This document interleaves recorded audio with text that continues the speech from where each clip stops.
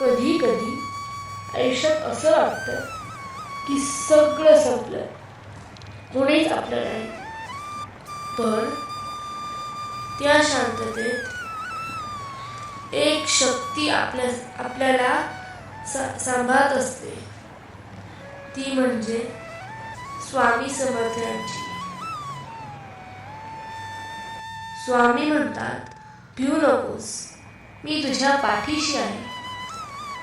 तुम्ही कितीही अडचणीत असला, कितीही दुःखात असला, फक्त एकदा मनापासून त्यांना हाक मारा, श्री स्वामी समर्थ. हळूहळू सगळं बदलायला लागेल. रस्ता दिसायला लागेल. मनाला शांती मिळेल.